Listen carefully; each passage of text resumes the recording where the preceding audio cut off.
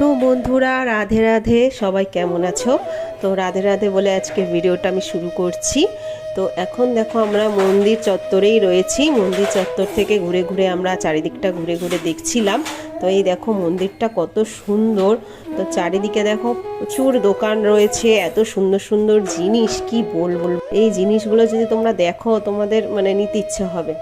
আর এই সাইডের মন্দিরগুলো দেখো, ভিডিও করেছি, কত সুন্দর মন্দিরগুলো। আমি হয়তো অতটা ভালো ভিডিও করতে পারি না, তাও যতটা পেরেছি চেষ্টা করেছি সুন্দর করে ভিডিও করার। যদি কিছু খামতি থাকে তোমরা একটু ম্যানেজ করে নিও। তো এদিকে সামনে সামনে আমার ছেলে আর ছেলের বাবা এগিয়ে চলেছে, আর আমরা পেছনে এদিকে আমরা দুই বোন গল্প করতে করতে যাচ্ছিলাম।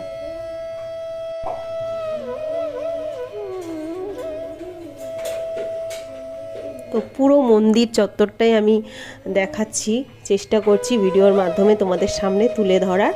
আর এই সাইডে যত দোকান আছে খুবই সুন্দর সুন্দর জিনিস ছিল, বাট প্রচুর দাম।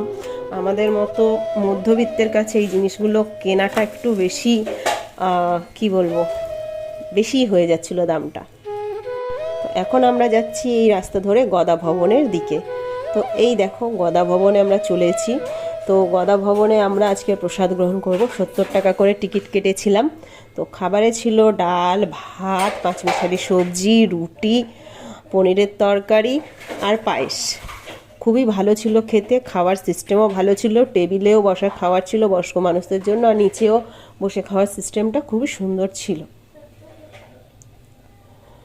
তো এত যে লাইন দেখছো, এটা গদা ভবনেরই লাইন। প্রথমে লাইন দেখে আমরা একটু ঘাবড়েই গেছিলাম যে এতটা লাইন। এটা তো তাও সামনের দিকে লাইন ছিল একদম সেই লাস্টের দিকে, গেটের দিকে, ওখান দিয়ে আমরা লাইন দিয়ে এগিয়ে চলছিলাম। বাট লাইনটা প্রচুর তাড়াতাড়ি টানছিল ওরা, তাই বেশিক্ষণ যে খুব লাইনে দাঁড়িয়ে থাকতে হয়েছে তা নয়। তো ভিডিওটা কেমন লাগলো অবশ্যই সবাই জানিও।